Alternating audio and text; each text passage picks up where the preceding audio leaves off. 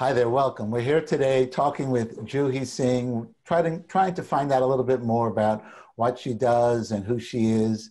So, Juhi, who are you? Who am I? It's a loaded question. Well, I wear several hats. I'm a practitioner of Chinese medicine and Ayurvedic medicine. I'm the CEO of a company called the Juhi Center. I'm a mom.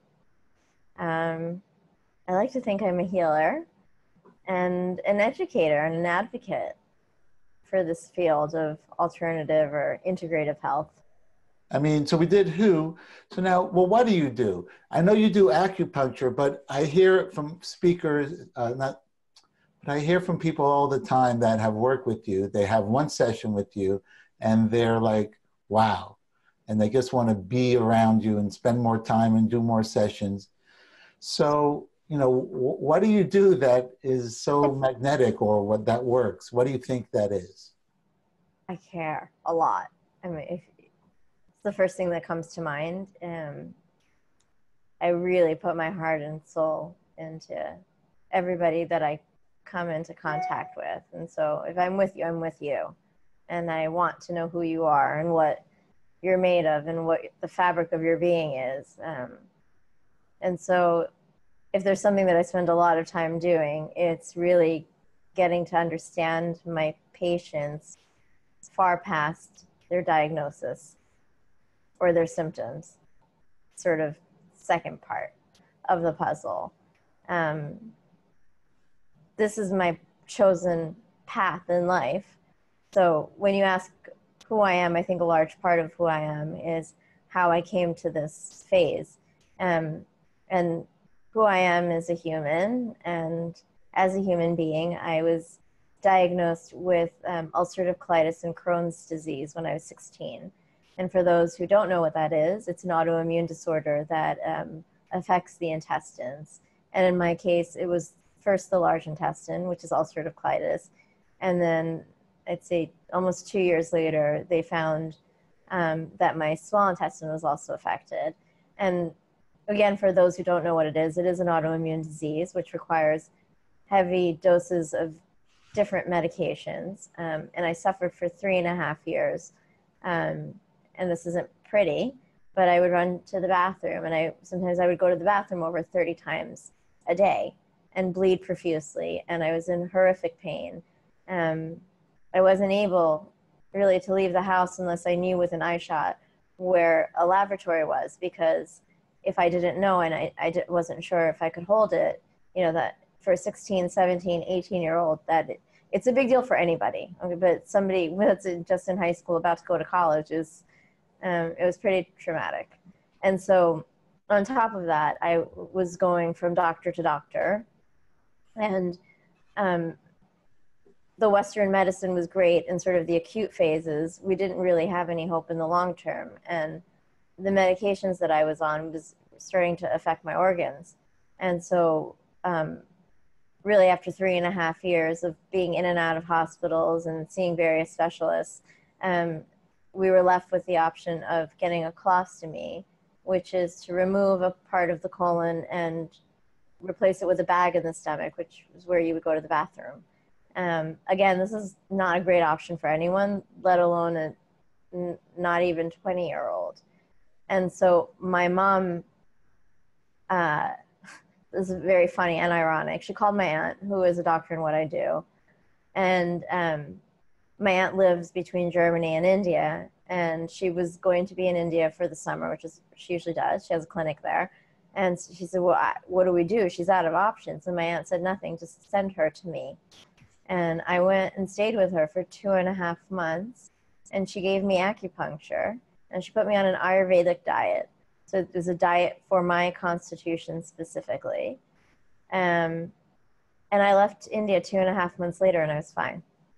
And so that really changed the trajectory from always, I knew from the time I was a child that I was going to go into medicine, but it changed the trajectory from Western medicine to Eastern, because this system of medicine, this form of medicine, had not just saved my life, but it gave me all of these options and this whole system of knowledge that I had even though I had grown, when I said before, it was ironic because I grew up with this. I'm Indian. I was born in India.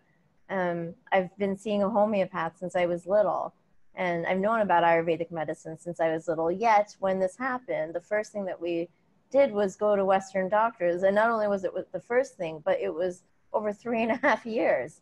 And yet it was the one thing that it truly, I don't know where I would be if I had gotten the colostomy. I'm just really thankful that I'm not there, and that I'm grateful for my aunt, and I'm grateful for where I am today, because you asked me who I am. I'm a patient first. And because I'm a patient first, it leads me then to become an advocate, because I cannot look at you in the eye and say, I understand, if I have not suffered. It's just, you don't know what it is to be in someone's shoes until you're there. You just don't. And so that's in large part why I got into the field that I got into, and why I'm choosing to really put my voice out there and stand up for those that don't have one. Wow, I don't think I've heard that story with such degree, the specifics of it. Wow, what a story. And to be that in your teens, to have to live through that. Wow, that's incredible. So I guess that does kind of point to why. And so why you do what you do has to do with, it was so personally moving and transformative to yourself that you felt like you had to pay it forward, or you were already always going to be a healer and it just kind of changed the trajectory. What happened when it became personal? How did that change things? I just realized that there was a whole system of healthcare that also existed that no one really talked about, because it took 3.5 years for me to even fully realize that, and my parents to realize that as an option. And not only was it was what not just saved me, but I mean, I don't, hindsight's 20/20, but 3.5 years didn't need to be 3.5 years. Right. Who knows? It could have been a lot quicker. Could have been longer. Who knows? But we know that now being in the field and practicing for over 13 years and seeing a host of patients for a host of reasons, that this is not something that you need to do as sort of your last line of defense like I did, but should be sort of thrown in that bag of, you take vitamins and supplements and you eat healthy, and there's all of this news on gluten-free and dairy-free and God knows what. I mean, there are these fads that come out every day. This is a science that has been around, one for over 7,000 years and one for over 5,000 years. So you've got to think there's got to be some validity in it. And I am a walking testament of that. I was dying. I was going to Western medical school. I decided not to do that because I wanted people to know that they had options. And this is not something that is in the forefront. If my aunt hadn't been in this field, if I hadn't had this early exposure, I don't think I would have come upon it. I've had it with different healing crises in my family and with my kids, and it's unbelievable. A lot of times it's split-second decisions that don't happen, like not getting the colostomy bag. Is that the right term? I think so. Okay. Not getting that or not going in that direction turned out to be such a pivotal thing, and then having your aunt as kind of a catalyst to introduce. I mean, honestly, if it wasn't for my aunt, I would have been a very different outcome. No, I get it. So explain for me and for our listeners. So it's a model of body type and what is called the 3 dosha. Did I pronounce it correctly? The 3 doshas, yeah. So in Ayurveda, which is the Indian system that Chinese medicine was actually built off of. So for example, many people haven't heard of Ayurveda, but they have heard of yoga. Yoga is one of the limbs of Ayurveda. They've perhaps heard of meditation. Meditation comes from Ayurveda. Perhaps people have heard about keeping the body alkaline versus acidic. That also stems from Ayurveda. So these teachings are very, very old. We're really starting to discover them more now. And I think that it's imperative that this is actually one science that to me explains everything. And so in Ayurveda, the belief is that everyone is comprised of these three doshas, and that is Vata, which is air, Pitta, which is fire, and Kapha, which is earth. And it is my belief, and the belief of several experts, many experts, that two of these doshas are generally out of whack and one is less. And the goal is to be tridosha, which is all doshas evenly spread out. That takes some work, usually, unless you're just genetically blessed and inherited this, and or you're meditating in the Himalayas 24 hours a day. Right, but for most of us, we're not doing those things even an hour a day. Or like for me, just in my life, I need to get up, my kids go to school early, I need to get up before them, almost no matter when I go to sleep, because it's my only shot of kind of clearing my head for the day. And sometimes I do it in the middle of the day. It's not necessarily classic meditation, but it's part of balance. Another thing that I find fascinating over the years, over the decades now, I've recorded a lot of the top healers over the years. And that's definitely one of the themes that the healers that I kind of respect, and I felt that it resonated with what they were saying. And it has to do with, is it going to make you more alkaline or more acidic? And the more alkaline your body is, I just had 3 cups of coffee today because I didn't sleep well, so I'm not living that, and I'm not in the Himalayas meditating. But that's most of us, including myself. Okay, so in the real world, so that's right. That's what I find fascinating. So if you're meditating in the Himalayas, that's one thing. But so what's the strategy for the 3 dosha? Like, so what is it? Most people have a tendency to be one or the other? 2 are usually out of whack. That's what I find, and what several other specialists find, that there's usually 2 that are out of whack. And so you've got to figure out balance. And again, listen, I live my life. I'm not all the way on the left or all the way on the right. I sit in the middle. I am just giving you the information that you need to figure out how to live your happiest life, your best life, with perhaps some of the information you might not know in modern day society. So you can choose to do any of these things, but if you can implement just a few of them, I think it can make a drastic difference. And again, I have all of the tools available to me. And so if I could gift everybody with something, it would be a toolkit. And that is to figure out, if you're living this everyday life in Western, in modern society, what can you do to sort of recalibrate your system? And in the end, I think our end goal is to be healthy and to be happy, right? If there are really 2 things that you want, it's health and happiness. You can't buy your health, right? You can only do these things that will sort of help whatever it is that you have and prevent it from getting worse, and by way make you happier. And that is what I think we're all striving for. Right. I'm sorry. I think there's an expression like in sports, but I like sports metaphors sometimes. And it's like putting yourself in a position to win. Mm-hmm. So by kind of priming the pump. So what are certain things that people living in a modern day society with iPhones and toxins everywhere?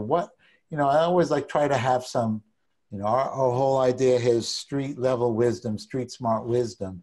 So, what are some, not takeaways, but what are some themes that you end up telling people on a regular basis or sharing with people that resonate and seem to help people? Okay, so I live in New York City, and I used to say that sometimes I equate living in the city to, back in the day, the nervous system was built. If you had dangerous animals chasing you back in the day, not waking up every single morning and being accosted by a gazillion things. And I definitely attribute the rise in anxiety to a lot of it, to, you know, to this sort of being overwhelmed by our cell phones. If you think even 20 years ago, people would get up in the morning, do whatever they had to do, go to the bathroom, brush their teeth, take a shower, eat breakfast, spend some time with their family, then get to work and turn on their computers. That does not happen anymore. Most of the time, the first thing you do when you open your eyes is look at your cell phone. How on any planet, I don't care if, even if you are in the Himalayas, is that healthy? It's not. And the other thing that I think is a bit nutty is that there's no beginning or end to the cell phone, right? So this could carry on forever.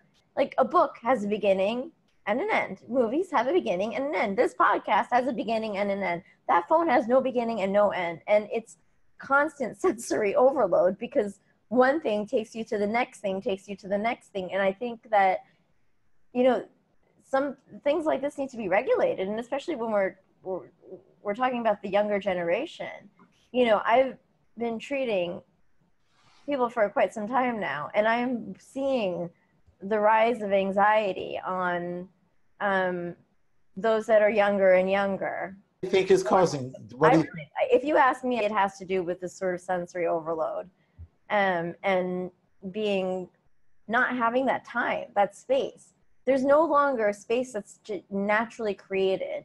The phone is always, I was giving, I think at least during 3 or 4 treatments today alone, my patient had the phone right next to them on the bed, watching acupuncture. Yeah, this concept of multitasking, but that's like, come on. So I go to the gym, not enough, but when I go to the sauna, that's where it's my getaway.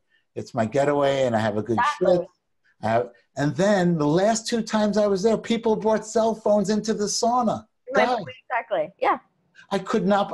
And then the one guy was watching some YouTube podcast, something, and I'm like, "Excuse me, can you please turn it off?" He did, but you know, it got me thinking. I remember Michael Bloomberg years ago. He was the mayor in New York, and he started initiating these quality of life laws where you couldn't smoke in a cigarette. You couldn't smoke cigarettes in a restaurant. Exactly.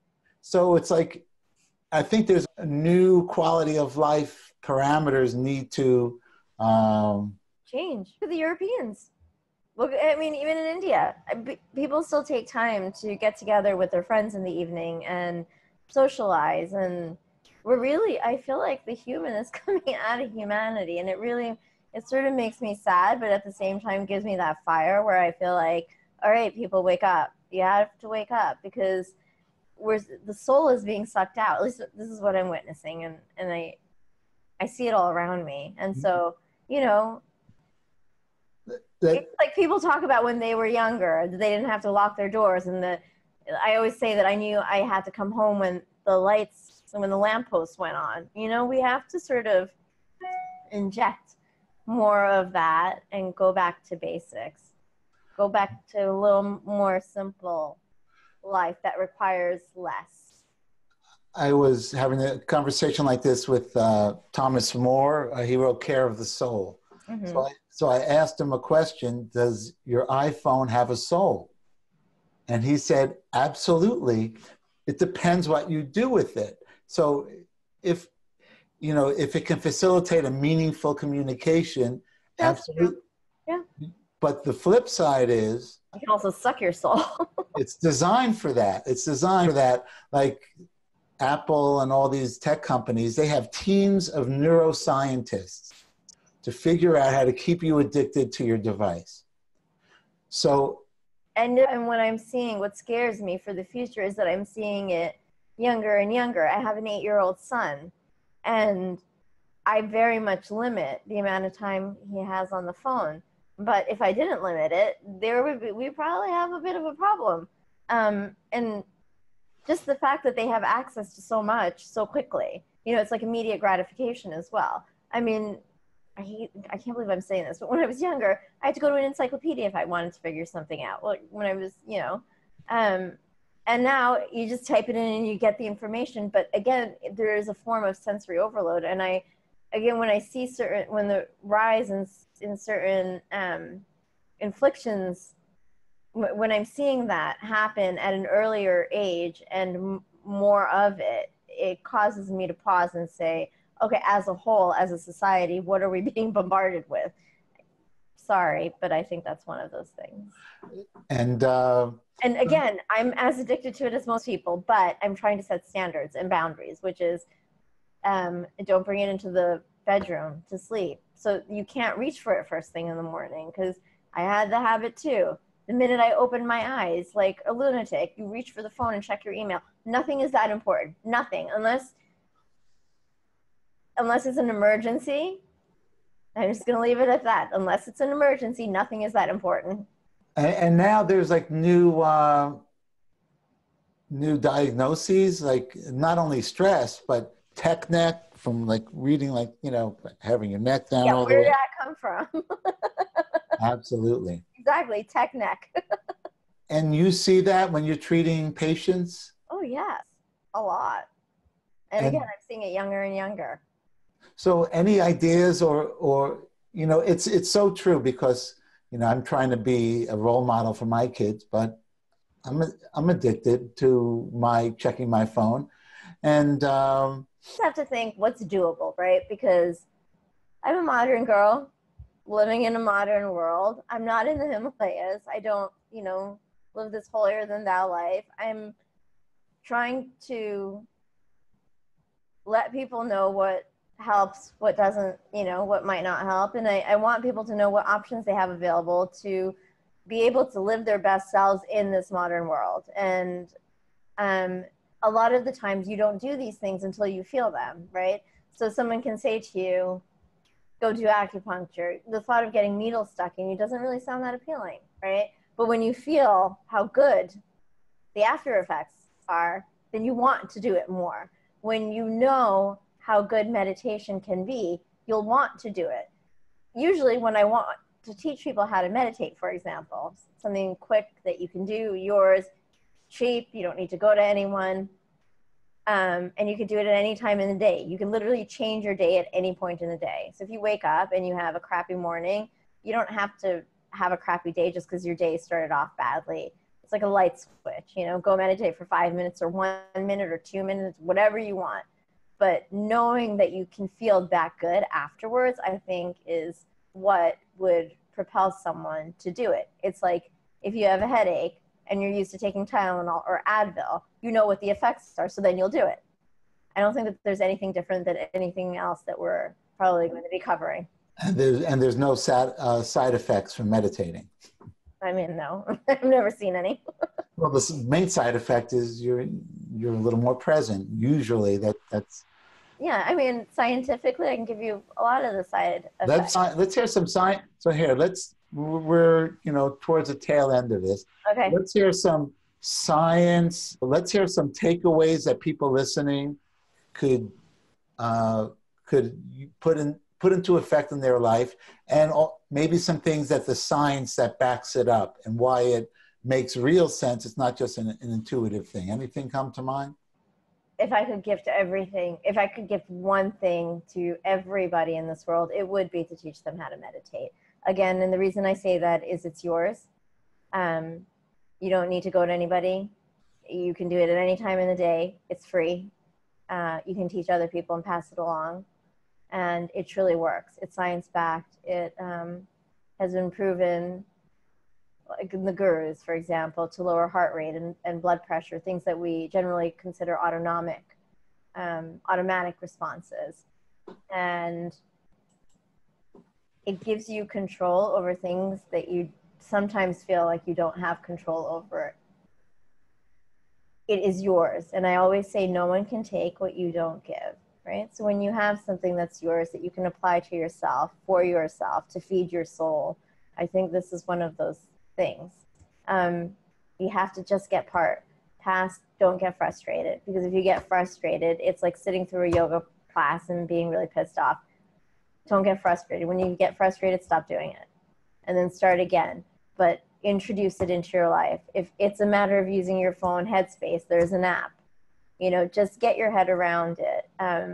But learning how to sit in quiet and in stillness, because we are bombarded, whether you realize the extent of which most of us are bombarded or not. This is one thing that can help you live a happy life. Oftentimes you don't know where your mind is. And so I always say you can't empty your mind until you know what occupies your thoughts. And meditation is a great way to help you learn how to do that. Wow, that's a good one. It's anti-aging too, if that helps. Anti-aging is good. I could appreciate it's everything, but honestly, it's part of this wellness routine that I've created, where if, you know, I say to people, if you had an emergency toolkit, we see lots of doctors that have, you know, their tool bags, their toolkits, right? There's Band-Aids and alcohol swabs and tape. What would you put in your toolkit? And I think that's a question that everybody should ask themselves. What would you put in that toolkit? What do you need? And I think one of those things is meditation. I like it. I like it. So here's another question that we ask people that we have as guests on this little conversation series. If you were a superhero, what would your origin story be? You know, was there a certain thing, was a certain catalyst that was the thing that, you know, the Incredible Hulk was around radiation, and instead of killing him, it gave him a superpower. So is there anything come to mind? It was definitely being diagnosed at, you know, quite a young age. Was I would love, that would be a great superpower, would be a combination of Mother Teresa and Wonder Woman. I like it. I like it.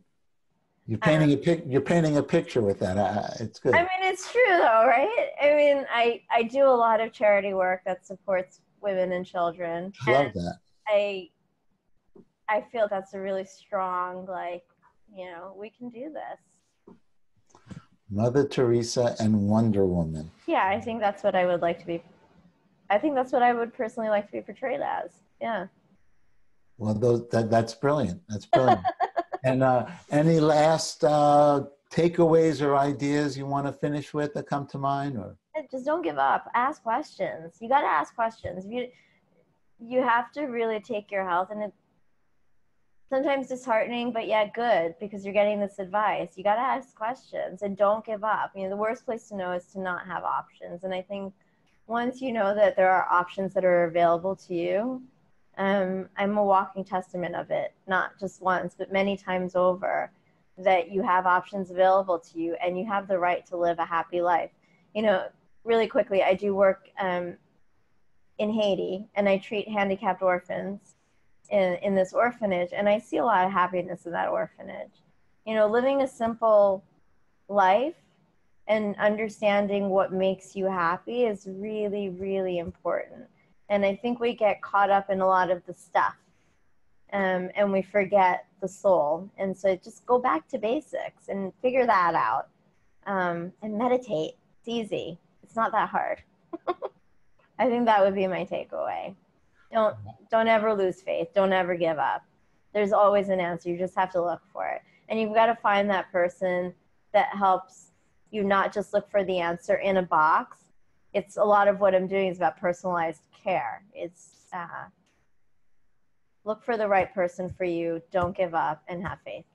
That's my takeaway. And have a wonderful holiday. That's a great note to finish on. So thank you so much for a wonderful conversation. Thank you. Thank you for having me.